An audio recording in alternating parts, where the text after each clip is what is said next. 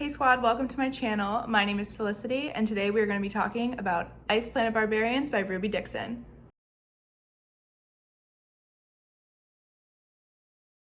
Hi everyone, welcome to my first ever YouTube video. I've been wanting to start this channel for a really long time, but it really was Ice Planet Barbarians that kind of made me decide, you know what, like I'm gonna go for it. So yeah, this background lighting situation, not the best. I'm gonna be moving in a few weeks, so then I'm gonna have a really cool background to film in front of. I'm gonna be building a library in my new apartment, and so I wanna like do a video showing you that process and everything. So you're just gonna have to bear with me for probably my first couple of videos while I'm kind of figuring it out before I move. With all that being said, let's get into the book.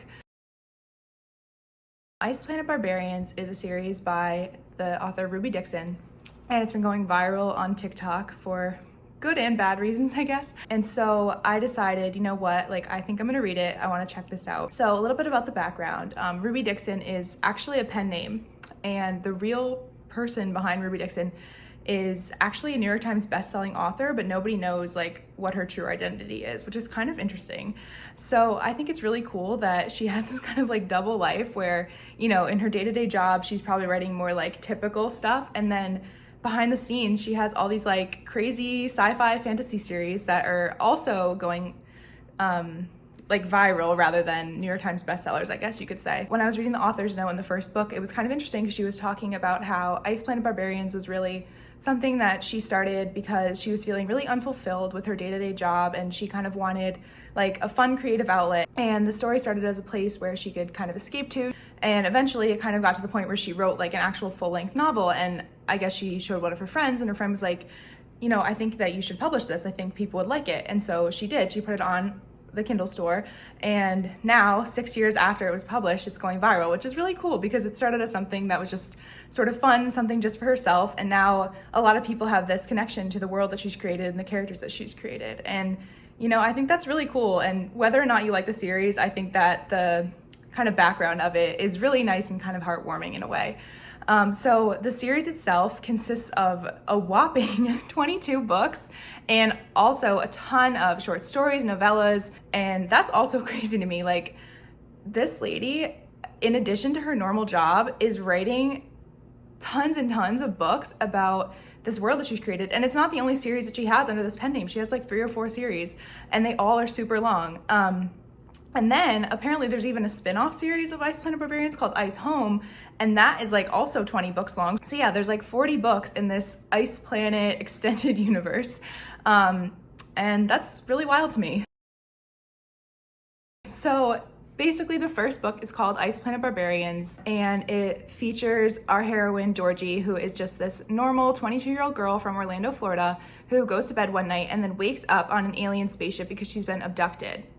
And so Georgie has been abducted by like literal little green men, like the kind of aliens you see in movies and TV shows. And basically what they're doing is they're flying around Earth and taking like young single girls and selling them into this like space sex trafficking ring. And you know, the girls are freaked out, they're terrified, they have no idea where they're going, like what's happening. And so Georgie kind of becomes like the leader of the group of girls who've been kidnapped.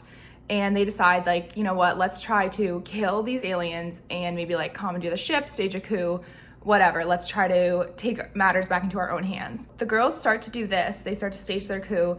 And while this is happening, the ship is having trouble. So the aliens actually detach the cargo hold where Georgie and the other girls are, and it crash lands on a different planet. And the aliens are like, we'll come get them later. So the girls are on this new planet all by themselves, and they decide that Georgie is gonna go do some exploring to see what's going on and see if there's like people on this planet, see where they are, if they can get help, whatever. While Georgie's out exploring, she runs into this alien named Vectel. And the second that Vectel sees Georgie, he realizes that she is his mate, like his soulmate, so to speak. He instantly feels this bond with her. And the problem is that Georgie and Vectel speak different languages, so they have to kind of figure out how to communicate to help each other. And Georgie's also has this other layer of like, what is going on? Like, I'm weirdly attracted to this guy and I don't know why, and he seems like really into me, but I don't know if he's good or bad and whatnot. So as the story progresses, they kind of like start to figure each other out, and Vectel takes Georgie to this cave, and they later realize that it's not a cave at all, it's actually a spaceship that crash landed. And 300 years ago, Vektel's people actually also crash landed on this planet, so they're not originally from there. And Georgie, being like a woman of the modern age, she figures out that there's a computer and she learns how to use it, and the computer is able to give her the language of Vektel's alien species, the Sakui. So then they're able to communicate, and it kind of like makes things a lot easier for them. And once they're able to communicate, Georgie kind of learns that a few years ago, Vektel's tribe, everybody got really sick with this disease, and it killed like all of the women in the tribe. So there's like not a lot of women, and they're worried about like, are they gonna be able to keep surviving? Like they're just running low on people. And so Vektel is super excited that Georgie is on this ship with all these other girls, because it's gonna maybe mean that their tribe can kind of become what it once was and repopulate, basically. And so the Sakui, they're pretty interesting, you know, aliens, they're just like us, except they have horns, they have tails, and they're blue. And he also has this suggestively placed spur. So like if you picture a rabbit vibrator, that's kind of what's going on with Vektel downstairs. So Vektel's excited at the prospect of all these other women. And basically, as this is all happening, he and Georgie have kind of slowly been falling in love because, you know, as we know, they are mates, and they're kind of just like wildly attracted to each other. And when you find your mate, it basically makes you like super horny all the time, because your body is like, you need to have sex until you get pregnant with a baby, because the mate thing is basically trying to pair up couples that are very compatible to create like the strongest babies. It's some like Darwinism going on over there. So there's that. And basically the Sakui aliens are kind of part of this like primitive tribe. They are hunting, gathering, and they are drinking respect women juice like all day, every day. They are a planet full of himbos, basically. And so Vektel, once he and Georgie can communicate, they go get the rest of the tribe, they bring them all back to help rescue the girls from the spaceship, and there's kind of like a little happily ever after. So now let's get into my thoughts about Ice Planet Barbarians. So I went into the series expecting not to like it. I was expecting something on par with like 50 Shades of Grey, any trashy romance novel you can think of that you see at like the grocery store. And it is like that. But at the same time, I also like got super addicted to the series. I am now on book 10.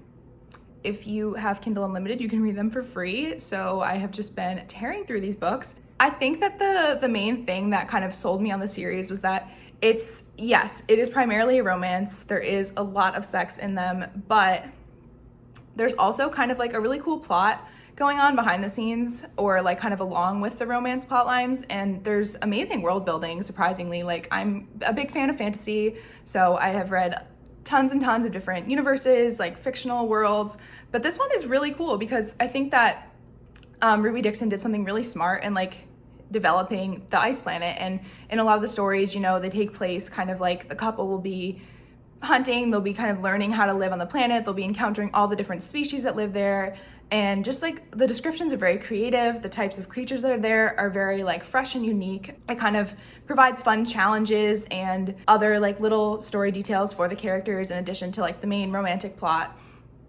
And as the series has progressed, it's been really cool to see the way that the culture of the tribe and the humans has kind of changed as the humans have become more a part of it, as they've kind of learned more about the planet as they're living there. And so there really is this kind of interesting world building going on along with the romance, and I think that that really adds to it and makes the series sort of appealing to people, because, you know, it's not just like sex all the time. It's also people growing, learning stuff about themselves along with their romantic interests. So I think that really, if you can get past the tails, the horns, the spurs, you might actually really like this series.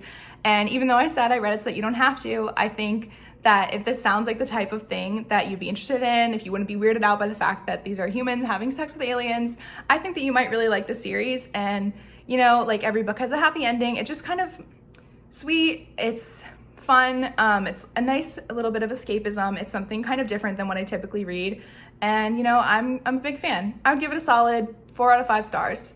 So that's my review of Ice Planet Barbarians by Ruby Dixon. overall, I think it's a lot of fun, and I think you might think so too. So thank you for watching my first ever YouTube video. Before you go, I hope that you would consider liking and subscribing, and I hope that the rest of your day is filled with felicity, and I'll see you in the next one. Bye.